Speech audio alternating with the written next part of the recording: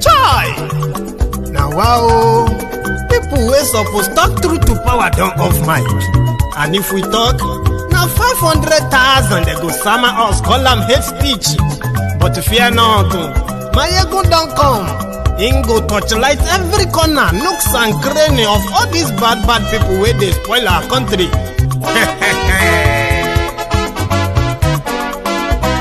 So my people make we laugh, oh, yo, yo. Maiyegun don't come, oh, yo, yo. My people make we shout, oh, yo, yo. Maiyegun don't come, oh, yo, yo. Maiyegun don't come, man of the masses, oh, yo, yo. Maiyegun don't come, oh, yo, yo. Maiyegun diary Politico, yo, yo. Maiyegun don't come, oh, yo, yo. This one not the off in mind, oh, yo, yo. Maiyegun don't come, oh, yo, yo. And in the touchlight every corner, oh, yo, yo. Maiyegun don't come, oh, yo, yo. Okay, some people be they holla say they want the power. Chai, them be promise us say we go get light and power. Nah. Them hustle sote they can't get the power. But now they know they do anything with the power. Sure. Every day, dollar just they get the higher power over naira. See them talk say make we off mind. But thank God say Maiyegun don't come. So my people make you laugh, oh, yo, yo. Maiyegun don't come, oh, yo, yo. My people make we shout, oh, yo, yo. Maiyegun don't come, oh, yo, yo. Maiyegun don't come, man of the masses, oh, yo, yo. Maiyegun don't come, oh, yo, yo. Maiyegun diary Politico, oh, yo, yo. Maiyegun don't come, oh, yo, yo. This one not the off in mind, oh, yo, yo. Maiyegun don't come, oh, yo, yo. Person where they do evil, no one make person talk. Them say that Maiyegun, that man too they talk. He too they talk. Say Maiyegun diary, he they hot like pepper. But every day, then they take money in bulk. Woman picking, they the street they hawk. Still them talk say, make we no talk. But thank God say, Maiyegun don't come. So my people make you laugh, oh, yo, yo. Maiyegun don't come, oh, yo, yo. My people make you shout, oh, yo, yo. Maiyegun don't come, oh, yo, yo. Maiyegun don't come, man of the masses, oh, yo, yo. Maiyegun don't come, oh, yo, yo. Maiyegun diary Politico, oh, yo, yo. Maiyegun don't come, oh, yo, yo. This man not the off in man. As the governor, as their leader, the number one citizen, what you have done as an urgent move, because this is a matter of exigency. This is an emergency that you need to move fast. What have you done urgently in the past 2 days to hoping it will help in curbing a further attack? We have strengthened security, more security men, police forces, officers of Nigerian police, and the equipments have been sent to Imo State by the Inspector General of Police. The Nigerian Army has strengthened, the Navy has strengthened also the mine of the water sites. So I think we have strengthened security in Imo State, and that is why, even as this afternoon, most of the inmates that escaped from the correctional services have been arrested, and some of them also willingly came back on their own. And we are encouraging through this medium those of them who are still outside, they come back and take advantage of the pronouncement of the Minister of Interior that they will be given amnesty, meaning that they will not be tried for a fresh offense. They should just come back and serve out their term and go back to their various places of abode.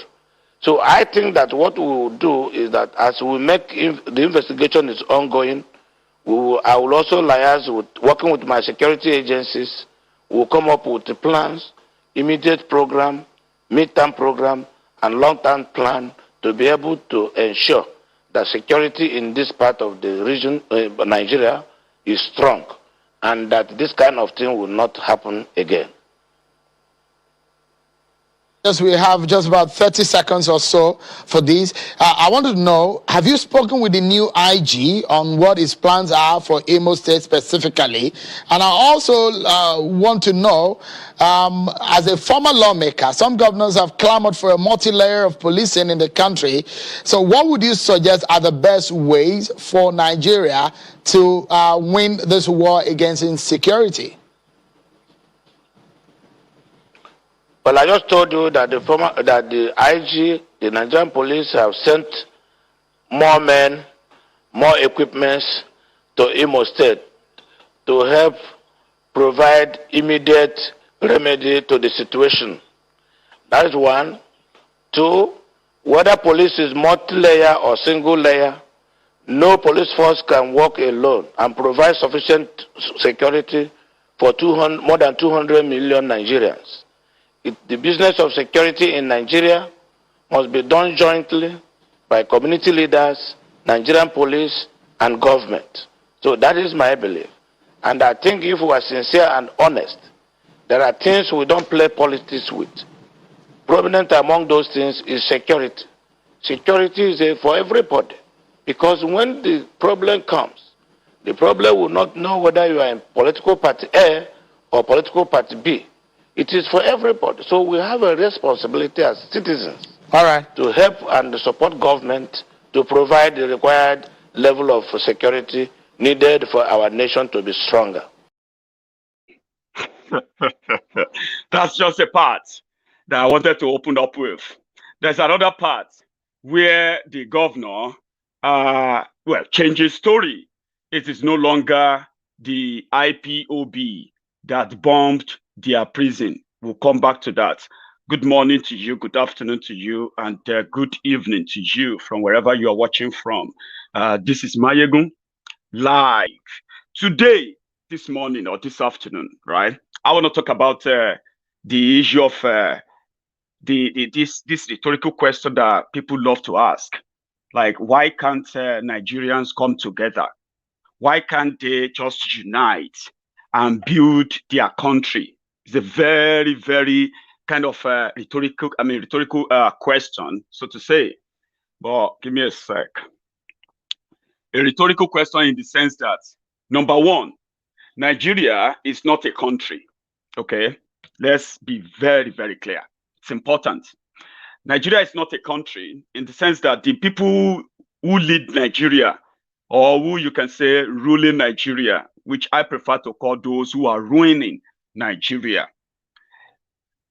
It is a monopoly of status and power, where people are not given any chance of sharing that with them. People have no say in what happened in that country. If you dare try to make an impression that you have a say, you will be declared an enemy. An enemy of a government. Every enemy of government is treated as, enemy of the country.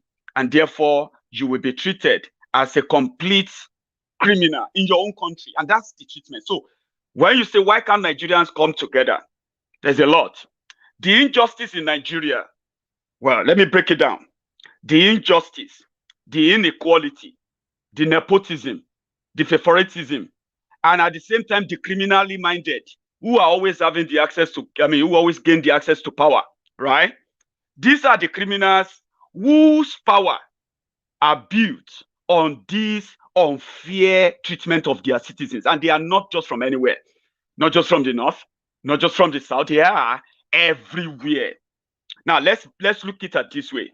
Structurally, Nigeria as it is, as faulty as its structures, its structure is, right? Structurally, the worst of Nigeria are the ones running or ruining Nigeria. So structurally, if you are from the southern Nigeria, your qualification to gain access to any unity school in Nigeria is highly rated. This is a fact. For example, if you are to gain access, if you want to gain admission into university from southern Nigeria, then you will need what they call the cutoff mark. When you do JAMB, then your cutoff, if they say your cutoff mark is going to be 200, if you have 199, you will never have that access for that same course. In northern Nigeria, I don't know why they did that. They said they were educationally disadvantaged, right? In northern Nigeria, for the same course that you couldn't gain access to the university for in southern Nigeria, when you are from the northern Nigeria with your state of origin as northern Nigeria, all you will need to gain that access. It doesn't mean that there are no brighter students in northern Nigeria. Don't mistake and don't mistaken and don't misquote me. There are brilliant minds in northern Nigeria too. But when you look at the educational structure they put down, you don't need 100 or 199 to gain the admission to go and study that beautiful, life-changing course. No, you don't. All you will need is probably just 10, 20, 30, 40, or whatever you can afford to make from JAMB. And this is the standard that they put. I mean, this is the educational standard in Nigeria, right? So because they don't really need that, they don't want their people to be that kind of educationally savvy, in order not to question them, like the southern Nigeria, where everybody seems to be like, we want to go to school, I want to go to school, I'm going to school. If you don't go to school, your life is useless. In northern Nigeria, it's not. And this same mentality, this same arrangement is what prompted what they called federal character. This federal character that Boko Haram has finally murdered. Okay, so federal character was that in anything, whether now school allocation or whether it is a job allocation or anything that they want to, that is of government of Nigeria, to bring unity, fairness, equity, and justice, in order not to have this kind of argument of we want to break up, we want to fight ourselves, we want to kill ourselves, we want to do this and that. In order to avoid all of that, they now said they started something called federal character. Now, you see, federal character is treated based on population. Nigeria, a 40 country who has no reliable data, no data that is reliable, no population data is reliable, no data is reliable in Nigeria. They said the northern Nigeria is more than the people in southern Nigeria. And geographically, historically, they say when you are when you are moving from the when you are moving from the desert down to the well-vegetated southern region, the population will continue to increase, to grow. But in Nigeria, when you are in the south, where everything grows, right? Where the where it's considered as where we don't even have a desert, right? The population is smaller, and when you are going to the north, to this desert, then the population it's bigger. That's the mentality, and that's what they put into what they call the federal character, in order to further entrench, in order to further in order to further legalize the inequality. So now that the Kabiru Sokoto that studied Islamic study in the University of Ahmadu Bello University, right, with just a 10 cutoff mark, is going to end up being the director of the NIA, National Intelligence Agency. Is going to end up becoming the director of that Ministry of Finance or the Port Authority. It doesn't really matter what he studied. It is already there because structurally he is positioned to be like that. Today, in Nigeria, people who have known this kind of trick, politically, they are trying to look like northerners in order to get that validation. That's Nigeria of today. People who don't have good education qualification to study good, developmental courses that will really help Nigeria, are those who are now the highest in the civil service of Nigeria. You have all manner of ministries. Some of them, they are just there doing absolute nothing. There are people there filled up there. They don't even know what they are doing, but they are what? They are drawing salary, because that is the only thing the northern political leaders can give to their citizens and their population. In southern Nigeria, why they are doing that? They are denying the rest of the country what should have been an equitable, just distribution of whatever is of Nigeria. Something that would normally, naturally bring unity, where the best compete, right? When you give the best people opportunity to compete, when they earn the position that they are in charge of, they will know that they hold themselves the responsibility of excelling, because this is what they wanted to do with in their life. But look at it today. Go to Abuja, go to all the ministries. They are Nigerians, so I'm not saying they are not. Oh, you are Nigerian too, Abi. Now you are dressing like a Muslim, dressing like an Aboki, simply because you wanted to collect a contract in Abuja. You started saying, oh, you are Abdul Qadir, even though you converted to Christianity. Your forefathers are Muslims, just because you want in your own country. Oh, it is meant to be your own country. Oh. And these are the people who are now saying we should be united. Why can't we just be united? How do you unite against injustice? When you look at the same way, just the same mentality is how they have brought people into government. The people who have questionable educational qualifications are your Senate president. Your president is a retired Megad, an illiterate, a stark, uneducated illiterate who probably learned how to read and write because he joined the Nigerian army, right? Somebody who couldn't produce his own secondary school certificate, and it became so controversial that educated people were defending him, right? So the worst, even in that northern Nigeria that they said they have power, they want power, it is the worst of them that are coming to take over, that take controlling Nigeria, and in the long run, the entire country is now the poverty capital of the world. So these poorly educated idiot criminals are now your Senate president. They are now your speakers. They are now your lawmakers. They are now ministers. They are now in the military. They are now those in the intelligence community. They are in the DSS. They are in the police. These poorly educated northerners, and I'm saying this without any worry how you probably take it, because you will take it anyway, Facts can be very, very annoying. Look at them. After 60 years of independence and 43 years of northern leaders ruling Nigeria, how has the northern Nigeria fared? How has the rest of Nigeria fared? Now, these same characters are now in charge of the security of the country. The people who control power for over 43 years of the 60 years or 62 years, 61 years independence history of the country, right? The region that control power, but they couldn't, for that period, tame poverty, tame corruption, tame underdevelopment, protect their borders, protect their women, protect the children, educate the youth, build a very prosperous community, peaceful society. 43 years of controlling power. So if you are a northerner watching me right now, I know say if you are already a Buhari idiot, your shame is gone. Whatever I say to you, right, you probably will never be able to process it, right? But look at it that way, that the northern Nigerian leaders, criminals, haggard, crooked criminals, who are still much around today on your behalf, couldn't educate you.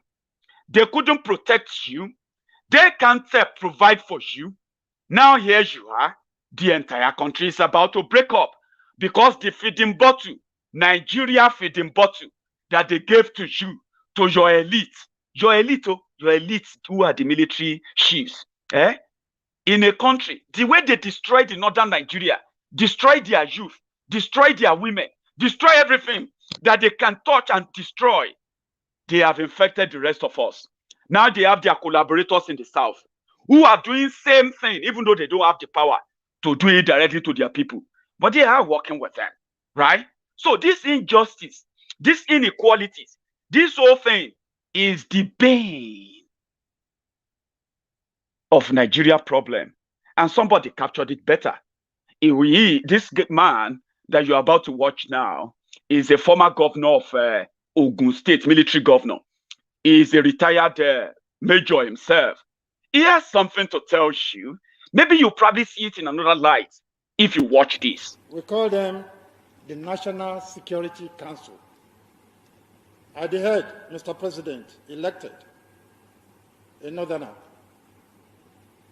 Next, Chief of Staff, Ibrahim Gambari, brilliant people, a northerner.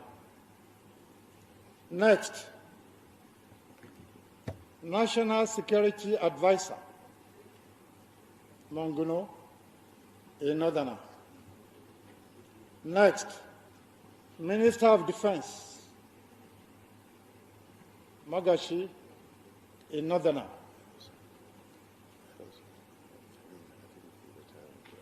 Next,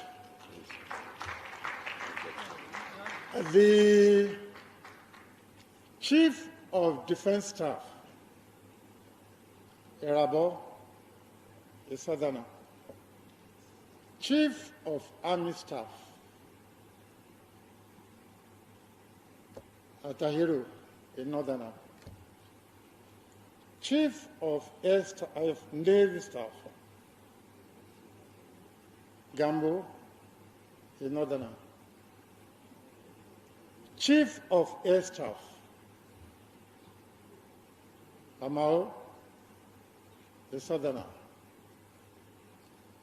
The DSS Director General, a northerner. DG National Intelligence Agency, a northerner. So your National Security Council, 11. We have 9 northerners, 2 southerners. Look, I'm telling you as a practitioner, a former governor of the state, a general, I'm 70 years old. When you go to such meeting, those 2 southerners, they are just there as onlookers.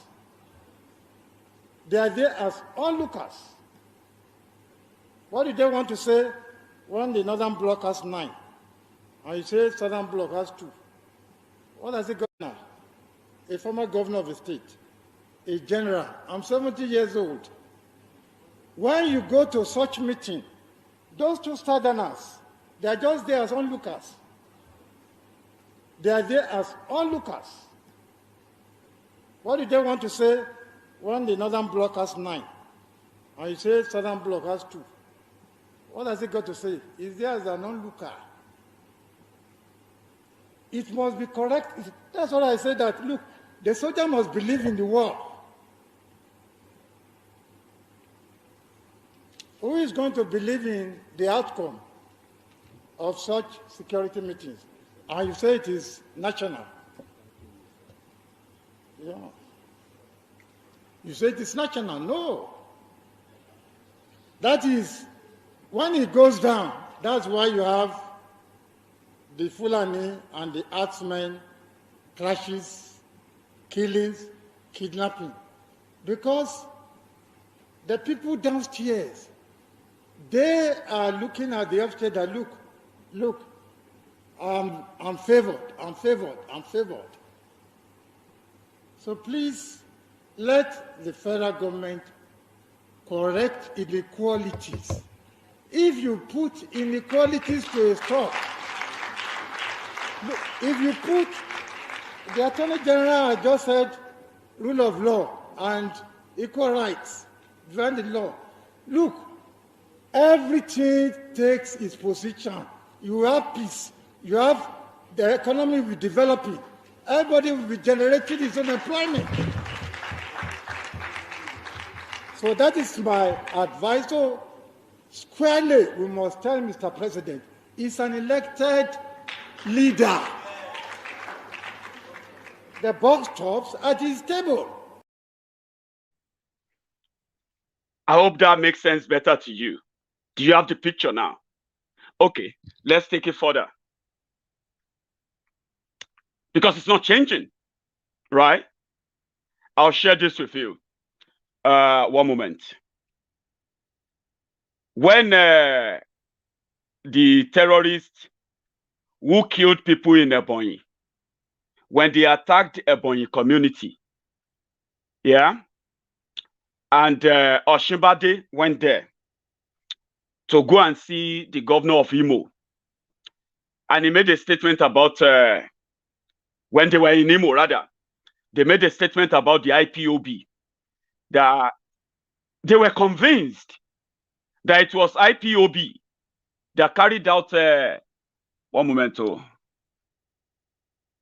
carried out the attack in Owerri, that they were so convinced. Oshibajo said they were going to apprehend all of them who carried out the attack. That's one. While they were in Imo, they announced that they have changed the police IG. The police IG that declared IPOB as the people who attacked Imo. And in order to justify it, they took Oshimbade Ikene Shatabandu with him to validate that. However, when they got back to Abuja, another police IG was already in place. Another northerner. Another northerner. But it didn't become the reacting police IG without the usual southern casualties. When you look around, you ask yourself, are there no qualified southerners in the police? Are there no qualified southerners in the military? Are there no qualified southerners in APC to fill in and make up the what they call the what's that called again? National structure, whatever it's called. Right? Whatever that will make. They couldn't find any within them. Another northerner. And as they are, it is the government of the North, for the North, by the North. And you can't change that narrative. Okay? To hell with you. And that you believe that Buhari can choose anybody from anywhere. How has that helped Nigeria now? You cannot report Fulani terrorists killing you in your community to the police. Right there in Ekiti. It will never be recorded. You can no longer, federal character, God bless you. You can no longer go to your community and report criminals who are invading your farms or communities anymore. Because this Buhari can choose from anywhere. Buhari can work with anybody. They come with casualties. Alikali Baba, the new acting police IG, is a man of, he's a 57-year-old man. 57 years old man that is not even qualified by his age because of the time he's going to retire by by the time he turns 60 or something, right? Or meanwhile, there is somebody who actually qualified for the job. Okay, so while they are working on how to deal with IPOB, they are also working on how to remove shock from what they call the federal character, the one that got killed by Boko Haram and APC. Egbekegbe. Look at this guy. He is from Bayelsa State. Let me see if I can take my flag or banner off there, and you can see. His name is DIG. His name is Moses Jitobo. That is a 52-year-old man that should have been nominated and confirmed as Nigeria Police IG since December 2020. Because they didn't want to make him the police IG. He's a southerner, right? So they decided, okay, to extend the tenure of already expired IG, the one they now sacked. So they had to, what? They had to extend his tenure, right? In order to prevent this guy from becoming the IG. It's going to be a clog in the wheel. How can they allow him to be the police IG at this time that they are trying to clamp down on the IPOB? Not because even if he becomes the police IG, he's going to protect IPOB. No, he's still pretty much going to protect the interests of Nigeria. He is going to order his men to kill everybody that is against Boko Haram. But upon all of that, where he comes from is an issue. They cannot trust him. So they have to get rid of him.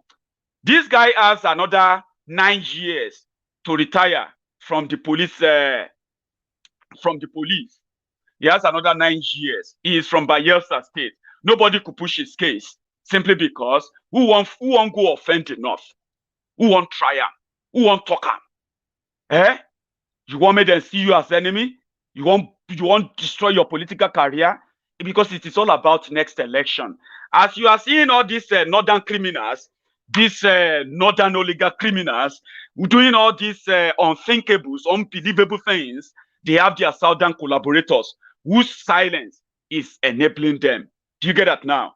Now, let's go back to Owerri. Somebody sent me a message and he said, Maiyegun, somebody said Nnamdi Kanu has paid you to be defending IPOB. And I'm like, that's typical. Isn't that typical Nigerians?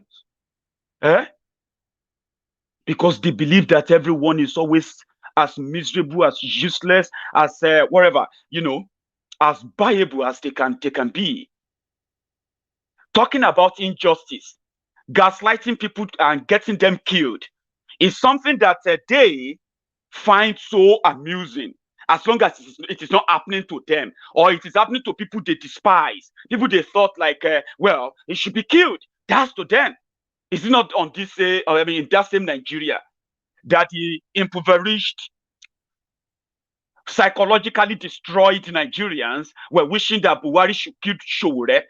Is that not in that same country? So someone sent me that message, said, Maiyegun, how much is IPOB paying you for you to be defending them and start telling them that they are not the ones who carried out the attack in Owerri? When the police IG said they are the ones who carried it out, when everybody said they are the ones who carried it out, where intelligence reports said they had carried it out, how much did Nnamdi Kanu pay you? I'm like, typical Nigerian. Obedient fools, sophisticated morons, humbled slaves. How much can Nnamdi Kanu really pay me, by the way? I mean, in your own mind, just for me to turn on my camera, that I've been turning on and talking about the same IPOB and the same criminal enterprise called Nigerian government, going after them and killing and massacring them for the past 5 years. So how much do you think you will have to pay? Well, let me give you the answer. It doesn't have to pay a dime, because an injustice anywhere is an injustice everywhere. Only if you can be human. We watched Nigerian soldiers moved into Obigbo right before our eyes when a state governor, Wike, incited them to go after Igbos, simply because he wanted to prove to Nnamdi Kanu that he is a governor. We watch Nigerian army, Nigerian police massacre innocent people, butcher them on the streets, brutalized them. We were seeing all of that. An injustice that will also breed further violence. And here we are. The same government coordinated and they carried out an attack on their own facility. And everything that surrounds the event proves that it is absolutely illogical for anybody to believe that ESN, that the same hopeless Uzodinma sent and boldly came out and said, I invited the Nigerian soldiers, the Nigerian army, to go after the ESN in Olu. Right? And then you will believe that in that same Imo state, how far is Olu from Owerri? The Nigerian army were able to travel down to Olu to massacre and kill people. And they are covering that up.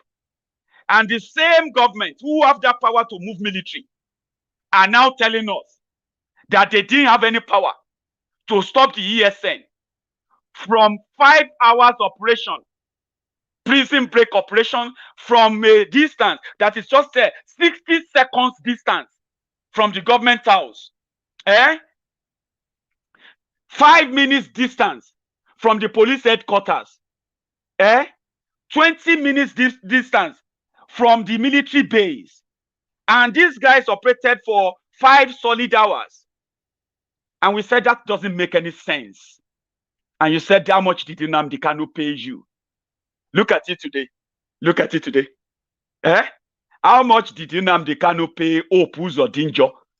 How much did he pay him to come out and say, it's not the, this wasn't carried out by the ESN.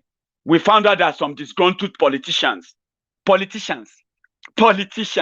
nameless politicians. But when they wanted to accuse ESN, when they wanted to accuse IPOB. They didn't even think about what if they are not.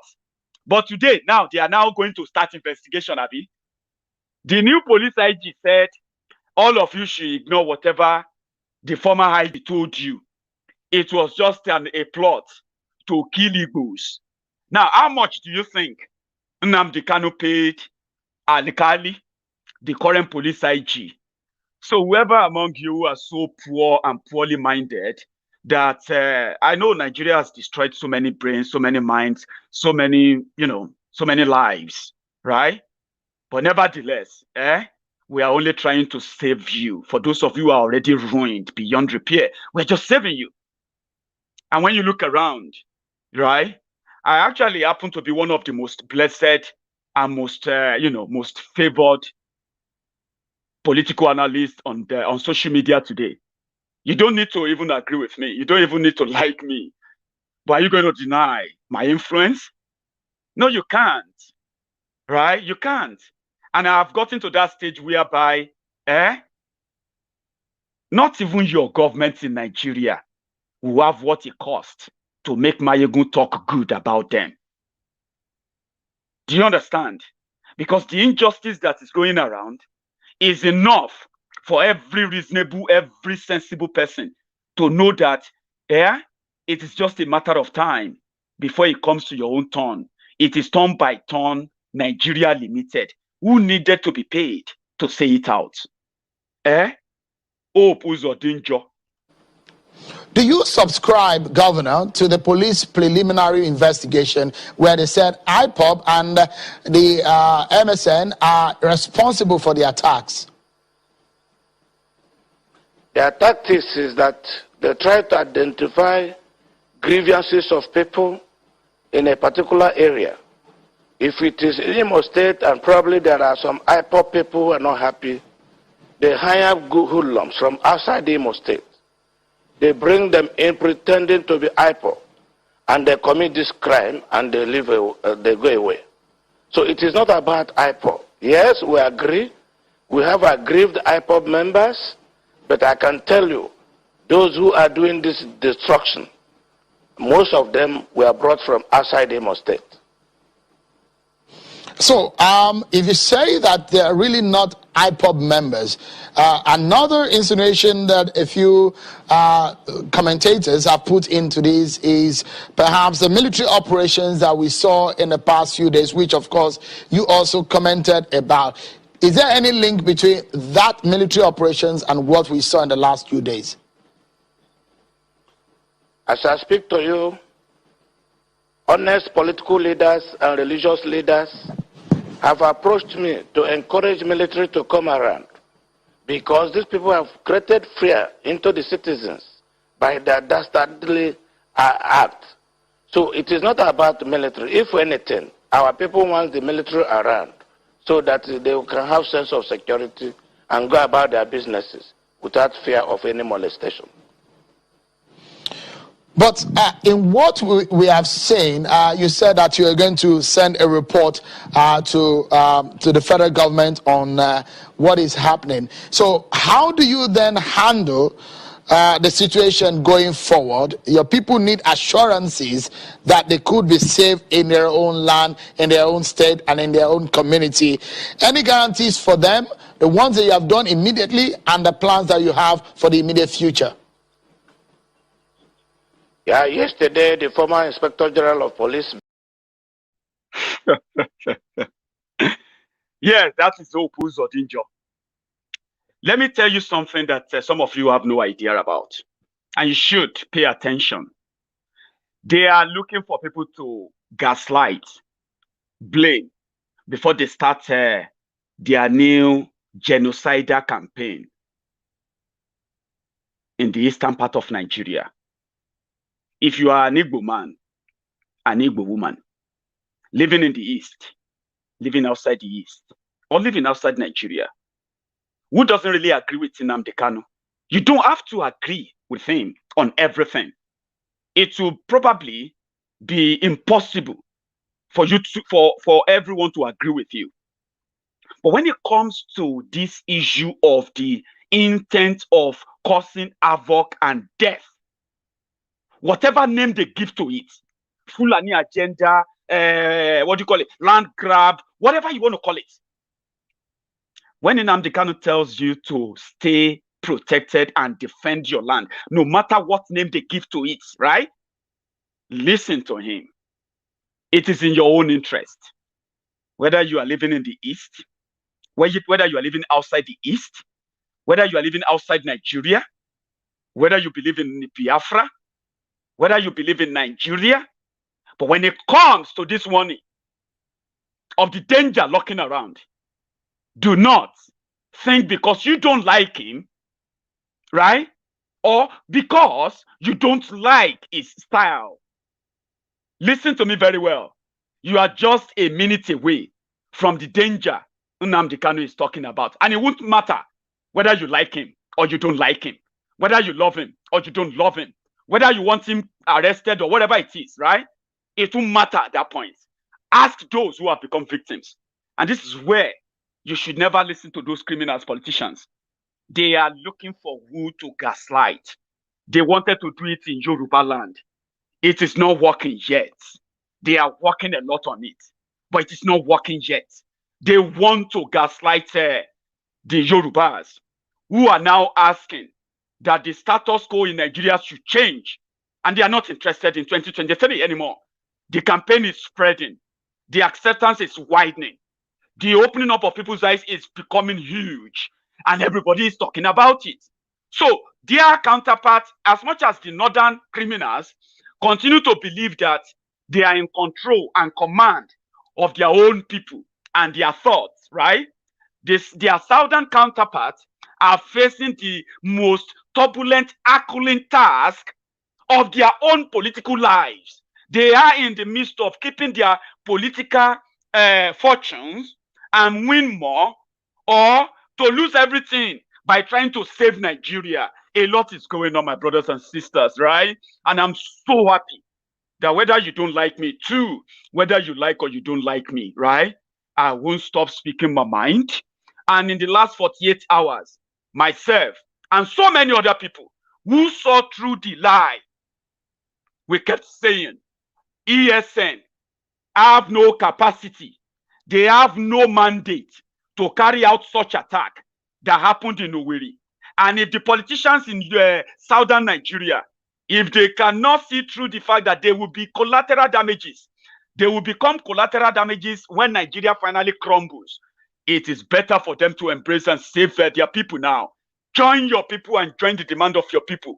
Harmonize all this together and please break up Nigeria to save lives. Let me tell you something. Two things would have happened in Owerri that 2 days ago. You see, those who came to send a message that will gaslight IPOB members, so that wherever you see IPOB members, you will see them as terrorists. You will see, in the past few weeks or few months, we have been hearing about unknown gunmen. These unknown gunmen, they are the politicians Obuzodinjo, Obuzodingba said are behind Owerri attack. They have been killing and taking arms of the policemen, security forces in the eastern Nigeria. All of this to make everybody see that, oh, that would be ESN. It must be ESN. The Owerri attack, two things could have happened. The people that carried out the attack in Owerri, they had the backing of the federal government of Nigeria. They attacked the federal prison, a fortified, a well-guided correctional facility where they have, it's meant to be a federal prison. Imagine what a maximum security prison should look like, and the kind of security you find around maximum security prison. And then you have the government house, where you also have the commissioner of police, who have his own stationed men inside the government house protecting the governor, right? So the people who went to Owerri prison, they broke it open, free all the all the inmates, and they told them to go home. Jesus has risen. Go home. He has risen. Go home. You have regained your freedom. No shot, no nothing, no guard killed, nobody was attacked, no nothing, right? These guys could have, they could have gone into the government house, right? with that kind of sophisticated weapon to blow the entrance of the prison like that, they could have just strolled into the government house and grabbed the Supreme Court governor. So some of you are saying, why is Opus Odinjo rubbing his hand? Why is he looking like that? Because the reality is settling in. You cannot raise a cobra, a baby cobra, to grow up as a baby cat. It's not going to happen, right? Ebonyi State governor said they had a deal when he was with Oshunbade, Ikene Shatabandu, the fake Pastor Ruga. He said, we had a deal with these guys. The people who were working, all of us in the eastern Nigeria, the people who were working to protect, Fulani herdsmen that were working to protect, we never believed that they could turn around and kill our people. I didn't say it. It was the governor of Ebonyi State that said that. He said we were protecting them. Me and my other colleagues in the east, at the expense of their own people who are being butchered and massacred.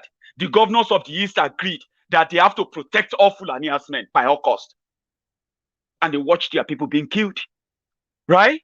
Now, he now came out and he said he was surprised that the day they came to kill 25 people in Ebonyi, right? That day, the local Fulanis, they all left, including their children, everybody, they left.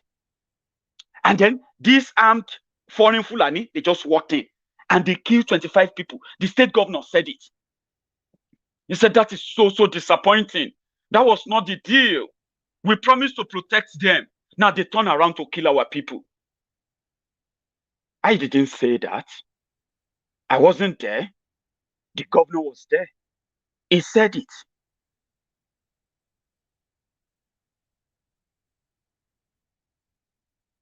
So how do you then make a peace with such people? How do you think Opus Odinjo is feeling? Like, wait, oh. Maybe he was even at home. He was inside the government house when they are pumping and doing all of that. Because how can you be living next door to me and you tell me that you didn't hear the blast? Governor of the state and his own security didn't go out to find out what is going on. Is he a coup? What's going on? Who is bombing? Let's take the governor to safety. Nobody shot any fire. Maybe they just told him that, no, governor, just stay where you are. Now our boys, they work, don't worry. We are doing something. There's an operation going on. Don't come out of the government house. So Opus Odinjo, Supreme Court governor, maybe that was where he realized that, oh boy, if they decide that let us just kill 2 governors, if they want to kill 2 governors to send a message, now so they could just kill me. He quickly came out and luckily for him, the police IG that told him that we are going to announce tomorrow that IPOB carried out the operation. I wanted to go and say it to the Imo people that it was IPOB. The moment he got the news that they've sacked him, look at him. He didn't want to completely say no be IPOB. He said IPOB hired people from outside. Maybe they hire people from outside. So the people they hire from outside who are bombing and breaking prison that is 1 minute away from government house, 2 minutes away from police headquarters. And they were there for 5 hours. Nobody engaged them. The reality is coming in.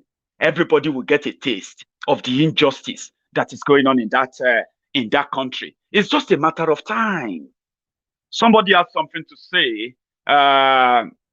You remember our Obadia? Let me make some revelations, because some of us also have our own intelligence networks. Okay. Have met with some of the bandits. We have met with some of their high commanders. 1 or 2 who have repented. They have sat down with us, not once, not twice. They told us that one of the northern governors is the commander of Boko Haram in Nigeria. Boko Haram and the bandits are one and the same thing. They have a sophisticated network. During this lockdown, their planes were moving up and down as though there was no lockdown. Moving ammunitions, moving logistics, moving money, and distributing them in different parts of the country. They're already in the south, in the rainforest of the south. They're everywhere. They told us that when they finish these rural killings, They will move to phase 2. The phase 2 is they will go into the urban cities, going from house to house, killing prominent people. I can tell you, this is the game plan. By 2022, they want to start a civil war in Nigeria. Don't joke with what I'm saying. I have a PhD from Oxford University. I'm a central banker. We don't talk nonsense. So don't joke with what I'm telling you. I have this from the highest possible authority, higher authorities of some. You can joke with it. You can laugh about it. But when this man said this, there were no Yoruba refugees in Benin Republic. Do you know that? As much as Yoruba land was under attack as well, we never had any Yoruba refugees. But a year after he made that statement, Yorubas are now refugees in Benin Republic. So you can make a joke of it as much as you want. But I am reminding you that it is going to be a turn by turn. And some of you that Yoruba call the Adonu Motito, the people that until you are dead, and you say, I wish I can go back and correct this. I wish I knew this. It will be too late. And for those of us who have the opportunity to still be alive today, we want to be heard. We want to be seen, to be speaking up, at least to remind those of you who are also aiding and abetting them. Yes, aiding and abetting them is when you defend an idea like this that makes the Nigerian Republic more important than Nigeria. This inequality we are talking about has made Nigerian Republic the 37th state of Nigeria. Here you are. They can't build any working refineries for you for 60 years, right? But they can work with Benin Republic. They can work with the Nigerian Republic. All of you are the multi-billionaires from the Eastern Nigeria who are also one Nigeria. Listen to this.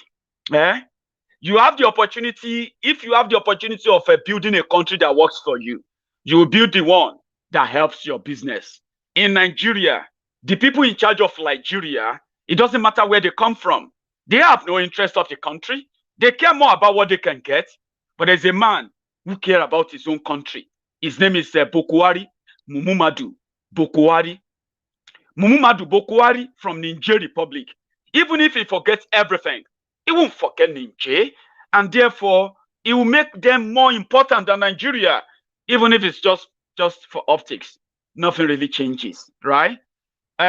Your Minister of Transportation can go to China to go and borrow money to build rail line from Nigeria to Niger Republic, where they can then begin to bring the terrorists in large numbers and faster too.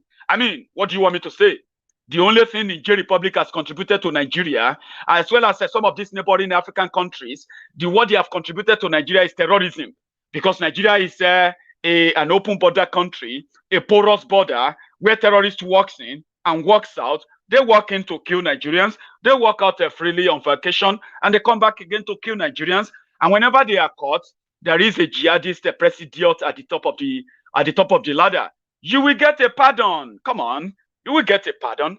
Now they will build them a train. To even get to Maradi, I had to travel to Niger Republic to even beg them. They're not bringing their money, it's our money, but I'm begging them to allow me access into Maradi. Why is it so important to go to Maradi? Okay, it's simple. Currently, Niger Republic is exporting through Benin Republic. All the countries that are landlocked in the West African region are exporting through Benin Republic, Togo, Ghana, Ivory Coast. Not Nigeria. Not Nigeria. Why are they not exporting through Nigeria? Oh, your roads are bad. So the railway takes care of that. Oh, customs are difficult. They will charge us things that are not what we are charged in Benin Republic. Immigration does not allow us. Even when we pass all this, police checkpoints on the road, custom checkpoints on the road, immigration checkpoints on the road. Then communities have their own checkpoints on the road. armed robbers attack us on the road. So we prefer to go where it is safe and cheaper to do business. So all we're saying to you is, oh, okay. So we come to Maradi, we build offices, we build a warehouse. You put your thing in the warehouse, you deal with customs at Maradi, deal with immigration at Maradi, deal with police and whatever you need to check for the goods to go. Once we put the good on top the car, on top the wagon, straight to Lagos. When it gets to Lagos, straight to the ship, because the things you would have done in Lagos, we have done in Maradi. So it makes it cheaper and easier for them to do business. No community will stop the train and say, well, where are those things from Nigeria, or for instance, or where are those things from, say, Chad that want to use Lagos? Right. It's just, once you finish at Maradi, you put it on the wagon, you appear at Lagos, you board the ship, and off you go. Or if you're importing from outside the country, and you want to go to, you are from Nigeria or Chad, as soon as you finish at the Lagos seaport, straight, the next place you see your goods is at Maradi. So what we're doing is to grow Nigerian business and Nigerian economy. Those people will come, let's assume the ship is not leaving that day, they will sleep in Lagos, so they pay for hotel, they buy food, they do business, so you're growing the economy. So what are people complaining about? This is a very expensive project, though. 1.9 billion? Yes. How much is to Maradi? So you stop at Jibia, Maradi is just 20 kilometers. So Maradi won't be up to $200 million. So what's expensive about it? The argument of those who are talking about it is that $200 million could have been used, for example, to do what? To complete the East-West Highway. China is not lending you money for, okay, it's not even China, it's ECA, that's European Union. They're not lending the money for road now. They will probably not lend you the money for road. But if you complete, if you took $200 million to complete whatever road you want to complete, and you lose the kind of business that will generate more than $200 million, which one would you prefer?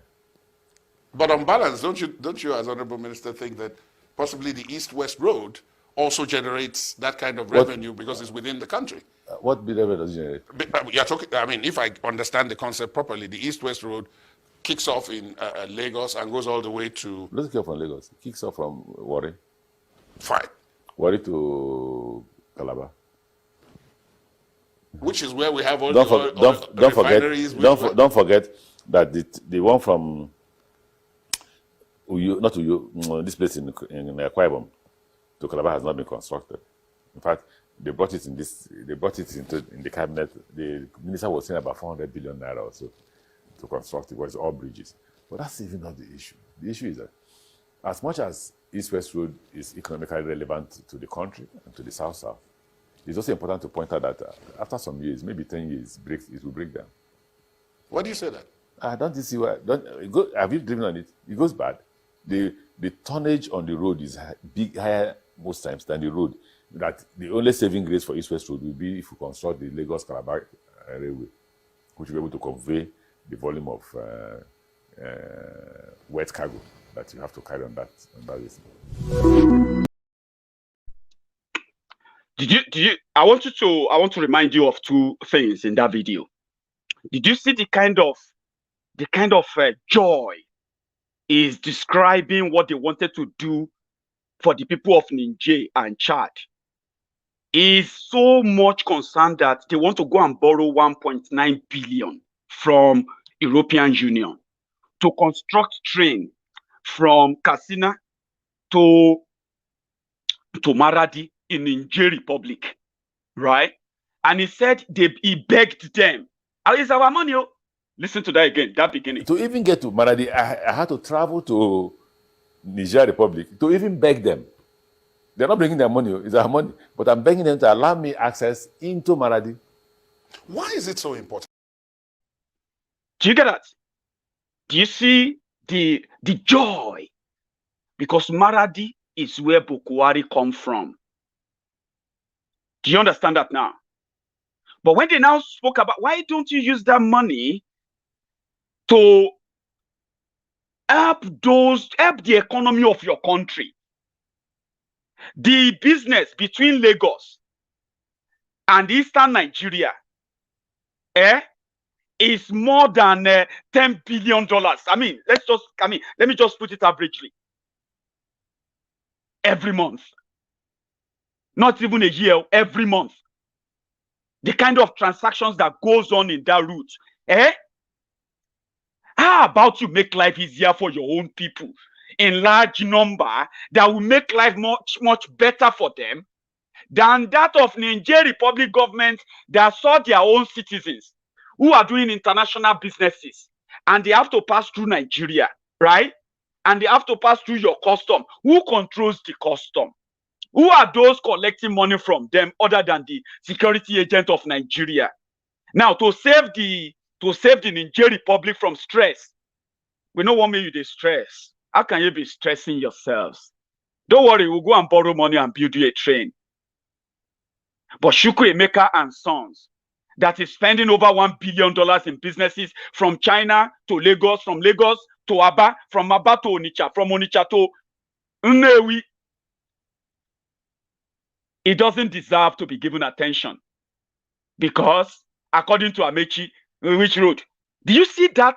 Do you see how he started, when he started talking about Nigeria?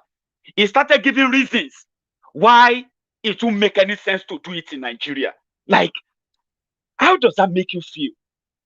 I mean, personally, if you are claiming to be a Nigerian right now, right? How does that make you feel? And if you are from Nigeria Republic, Unado, Ndo, Wedo, Yayade, Sonu, and all of that, enjoy. Do you really understand what that means? Nigeria going into debt because Nigeria want to build train to Maradi, and the entire for a whole year, the entire business from Nigeria Republic to Nigeria is not up to $500 million for a whole year. Apapa Wharf alone, where they have centralized all the sea importation in Nigeria, is generating more than 2 trillion naira a year. Abuja Port, Apapa Port alone. What is wrong with the people? Do you now understand the institutional injustice, institutional inequality? Do you now understand what is causing the strife, the division? Do you now understand why there will never be unity? You don't talk unity, you act unity. Unity is an act on its own. It is not a word. Expecting Nigerians to just take your bullshit because they are Nigerians. That's it. That's all you hold them. They can continue to die in penury. They can continue to die in hopelessness. They can continue to die in injustice. As long as they have continue to claim Nigerians, you have no problem with that. How long do you think that will last? That's the problem. How long do you think it's going to last? It's not going to be for long. I'm going to draw my curtains here. I'm glad today that those who masterminded the rumor, those who started the story of trying to gaslight the IPOB, even though that won't stop them from the killings of the Biafrans as we speak, I am saying this today, that those who are championing that, they have recanted. Have we not done well? Have we not made them change their stories? Is that not enough? We have managed to stop another genocide that they thought was well thought out, was well planned, so that they could just, by now, they would have started their bombing. You see what they did in Akwa Ibom, right? We'll continue to monitor them, we'll continue to expose them, and we'll continue to put names behind all those atrocities. Tell them to continue the killings, okay? We will continue to name them, and one day, they will not have that same power protection they have today. They will become vulnerable, they will become lonely, and then here we are, we will grab them, and they will face the justice of whatever they are doing today.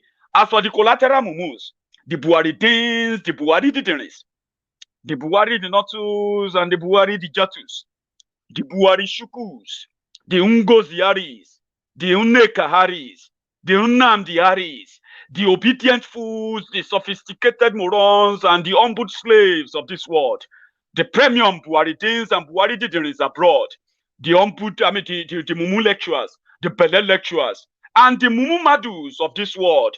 Tell them, injustice in Nigeria and the inequality in Nigeria that is keeping Nigeria divided is not abating anytime soon. That you have not become a victim. Just wait for your time. It is coming. I'm going to see you guys later tonight. And I'm also bringing I'm bringing a guest, a young man, a footballer who is currently in Ethiopia. He is an Oduduwa son, and I want us to really, really, really, really help him.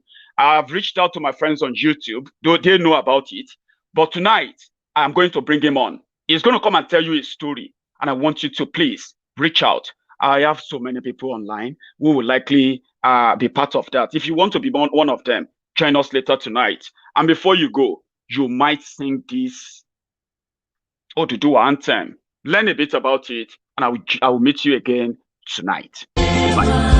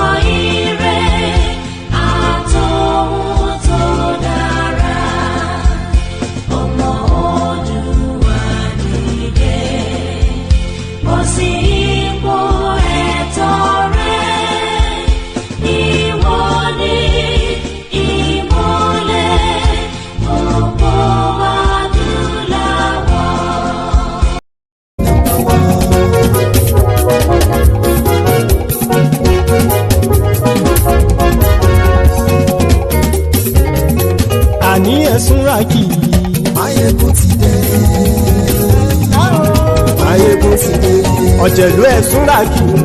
Maiyegun ti dé. Àní ẹ̀sùn ràkì. Maiyegun ti dé. Lórí Facebook. Maiyegun ti dé. Àní ẹ̀sùn ràkì. Maiyegun ti dé. Lórí YouTube. Maiyegun ti dé. Àní ẹ̀sùn ràkì.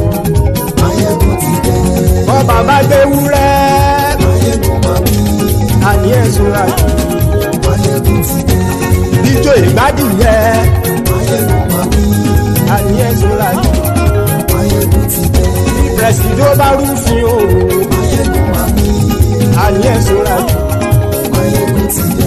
Kí gómìnà kówó jẹ. Maiyegun máa wí. Àní ẹ̀sùn ràkì. Maiyegun ti dé. Ọlọ́pàá tí ń darí bá. Maiyegun máa wí. Àní ẹ̀sùn ràkì. Maiyegun ti dé. Aṣòfin tí ń rúfin o. Maiyegun máa wí. Àní ẹ̀sùn ràkì. Maiyegun ti dé. Òkúra olóṣèlú. Maiyegun máa wí. Àní ẹ̀sùn ràkì. Maiyegun ti dé. Ọ̀jẹ̀lú ẹ̀sùn ràkì. Maiyegun ti dé. Àní ẹ̀sùn ràkì. Maiyegun ti dé.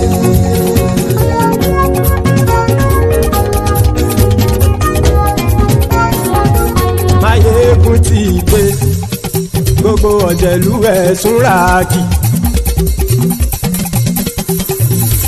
Maiyegun ti dé. Gbogbo ọ̀jẹ̀lú ẹ̀sùn ràkì. Ṣùgbọ́n ní bá ti ṣe èyí tó yẹ kí wọ́n ṣe, ọmọ bá dèrò ní fi wọ́n níran o. Maiyegun ti dé. Gbogbo ọ̀jẹ̀lú ẹ̀sùn ràkì. Maiyegun ti dé. Gbogbo ọ̀jẹ̀lú ẹ̀sùn ràkì. Ṣùgbọ́n ní bá ti ṣe èyí tó yẹ kí wọ́n ṣe, ọmọ bá dèrò ní fi wọ́n níran. Wọ́n fowó bẹ́ẹ̀ o. Maiyegun ó sọ pé wọ́n ò fẹ́ bẹ́ẹ̀. Wọ́n fowó bẹ́ẹ̀. Maiyegun ó sọ pé wọ́n ò fẹ́ bẹ́ẹ̀. Oníkan ṣáàtì ṣe èyí tó yẹ kí wọ́n ṣe fáwọn ará ìlú tó gbé wọn débẹ̀ o. Maiyegun ti dé. Gbogbo ọ̀jẹ̀lú ẹ̀sùn ràkì. Maiyegun ti dé. Gbogbo ọ̀jẹ̀lú ẹ̀sùn ràkì. Ṣùgbọ́n ní bá ti ṣe yìí tó yẹ kí wọ́n ṣe, ọmọ bá dẹ́rọ̀ ò ní fi wọ́n níran. Kì máa yí ṣe eré, ọ̀rọ̀ yìí kì í ṣẹ̀fẹ̀ ìmá ìṣeré ọ̀rọ̀ yìí kì í ṣẹ̀fẹ̀ ẹni bá ti lè lẹ́bọ̀ lẹ́rù o ọmọ bá dèrò kàṣàyè tú wọn síta. Maiyegun ti dé gbogbo ọ̀jẹ̀lú ẹ̀ súnra kí. Maiyegun ti dé gbogbo ọ̀jẹ̀lú ẹ̀ súnra kí. ṣùgbọ́n ní bá ti ṣe yìí tó yẹ kí wọ́n ṣe ọmọ bá dẹ́rọ̀ òní fi wọ́n ní ràn.